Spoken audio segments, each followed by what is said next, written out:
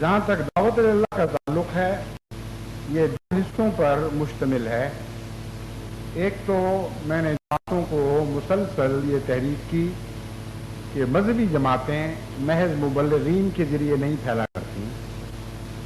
مذہبی جماعتوں میں ہر وجود کو بڑھنے والا وجود بننا ہوگا، کیونکہ مذہبی جماعتوں کا دعویٰ یہ ہے کہ وہ زندہ جماعتیں ہیں، اور زندہ وجودوں میں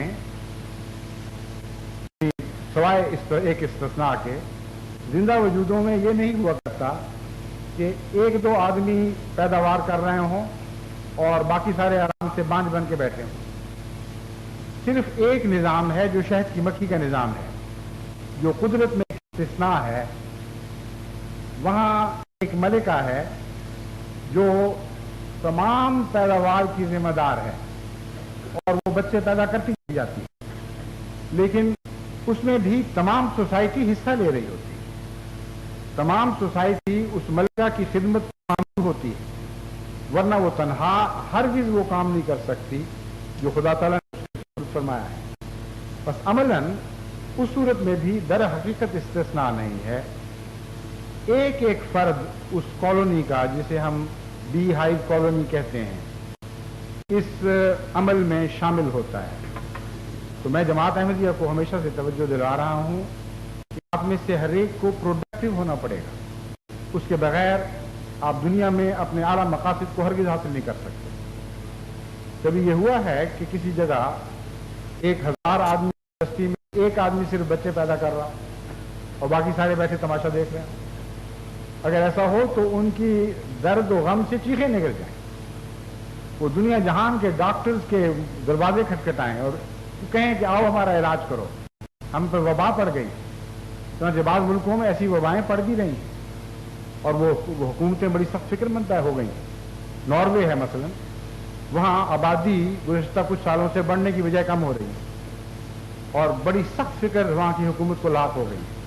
چنانچہ وہ امپیریس کے طور پر وہ شوق دلانے کی خاطر بہت سے روپے بھی دیتے ہیں کہ اگر تم بچے پیدا کرو تو فی بچہ اتنے روپے تمہیں ملیں گے.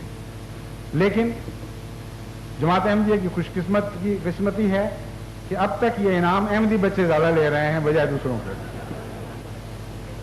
لیکن میں نے جماعت کو متوجہ کیا کہ صرف پیدائش کے پر آگے بڑھنا کافی نہیں، بلکہ بعض دفعہ نہایت خطرناک نتائج پیدا کرتا ہے.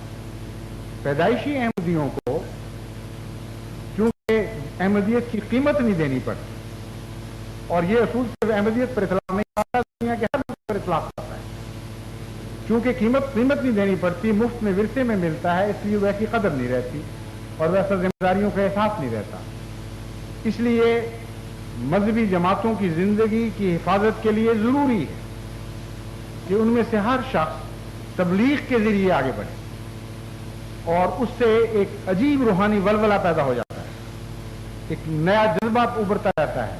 ہر شخص کو ایک نئی زندگی ملتی ہے، نئی تمنائیں ابھرتی ہیں، نئے ایونیوز اس کے سامنے کھلتے ہیں.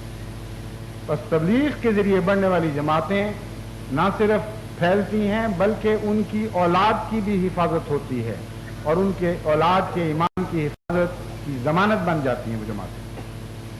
بس اس پہلو سے میں اس بارے میں بارہا تلقین کرتا رہا ہوں